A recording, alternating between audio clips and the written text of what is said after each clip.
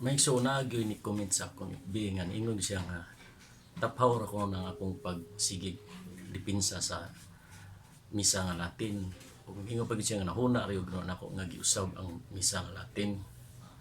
May so duga na jud koy prueba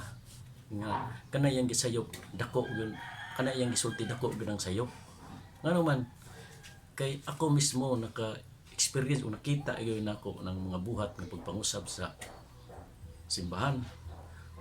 Unya napgay pro may suon kung usa ka tinuod kay nabasa gyud ako sa FB nya ako gani siyang gitun-an bayo tinuod lang gisulti diri sa gisuwat sa FB nga sa ningon gyud diri may suon nga Vatican II is a new religion, it is definitely not Catholic. Here what Pope Paul VI reformed the Vatican II to a new church, not Catholic. Vatican II is not Catholic. Paul VI coined the Novus Ordo Conciliar Novus Disorder, the sacrament that were changed following Vatican II. Tinuod gani may suon ang mga sakramento daghan jud kani may suon kanang tanan sakramento ila ginang gipangusab hantod gani sa number 16 gani may suon kaning mga new canon law kaning katikisim bagong katikisim ay gidaghan ni so kung ato ni sa basahon tanan pati yung taasa na dugda pagid ang prueba na may suon nga tinuod gid tong gisulti ni Father Jiden nga usa ka primer historian siya kagdak-ana sa historian nga dun i-point out gyud niya sa 1968 nga ang simbahan karon sa Katoliko lingkuran gud sa mga protestante. Tinuod man na magsuon kay kanang baong misa karon magsuon kanang mga pare nga nagatubang sa lamisa.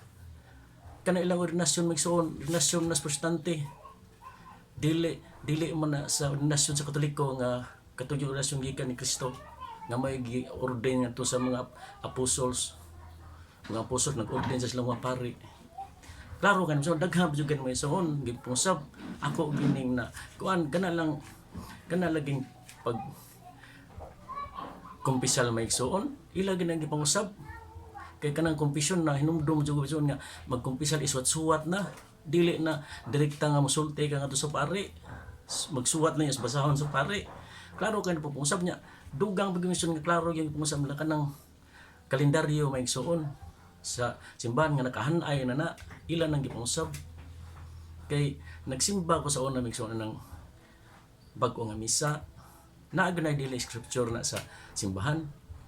nya pag wala na ko mosimba sa binag-o nga misa nangayo jud ko nang dili scripture sa simbahan kanang binag-o nga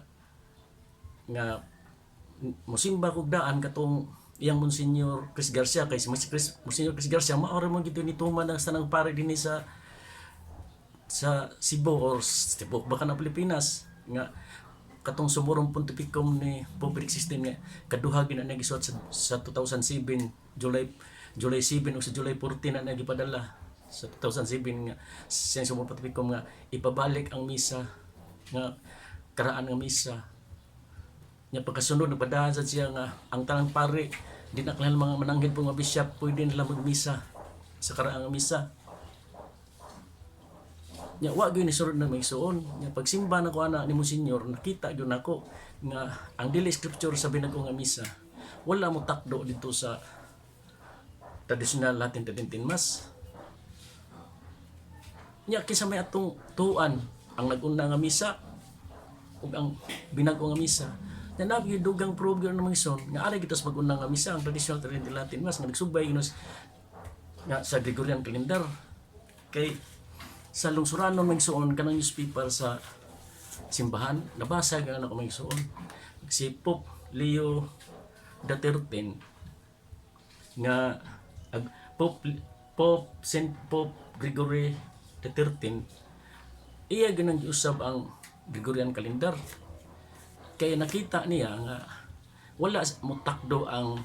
kanang Paskos pagabanhaw didto sa Greek kanang Orthodox kay ang Greek man gyud may una natukod nga simbahan sa mga apostles. Tapos iyang nakita nga wa matakdo ang kanang Paskos pagabanhaw mo na iyang gipausab ang Gregorian calendar Nya iya ginang giputang bowl, kanang bowl bioil il silyo na sa papa nga pula. Si, tingga ang silyo. Mo na gipasabot na may suon. Kisilyuhan gyud na niya. Unya ang mga Katoliko sa matag nasod wala gyud nila magagubot. Pero ang Frankfurt pertin lang gubutan, nagrayot sila kay nangasuko sila nganong gikuhaan sila sa adlaw nga iglilipay. Mao na nagsun prueba na gina nga ang kanang gitukod karon nga bagong simbahan sa protestante gina bag-o nga simbahan kay mismo sa gyud si Saint Emeritus nga siyang bisyon o siyang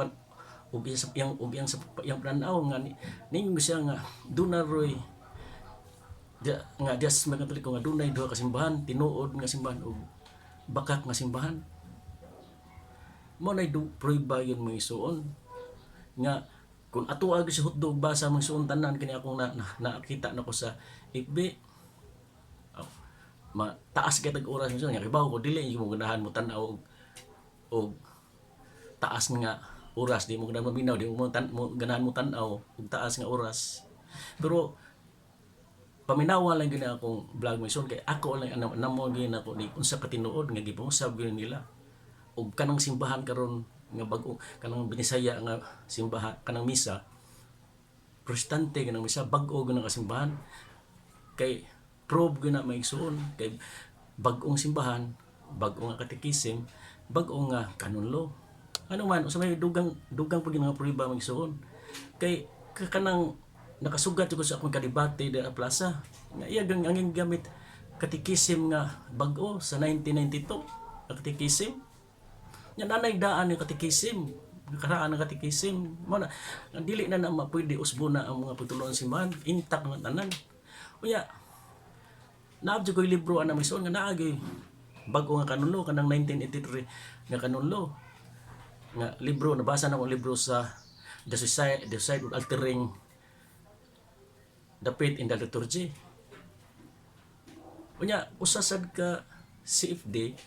nga nag-live iya gyud ang gigamit yan ang gibasa ang kanang 1983 nga canon law nga bag-o. Di klaro may igsuon nga tinuod yung gisulti ni Saint Emeritus yung bisyon og ni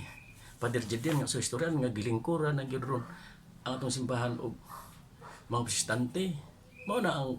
bag-ong misa kanang pare nga tubang sa misa nya napagidugang pagyud na maigsoon nga kana pro pagyud nga bag-o gyud nga simbahan ngano man ang simbahan may son dili namong building mo nang altar mo tabernakulo mo nang arka nga naas tunga ilan ang gipanguha ipagdapin pa nas tunga alias pare nya uban simbahanan kita jud ko mismo nga one eye na sa tunga unya nagkonsagrar sila bag-o nga altar sa 2019 Enero 13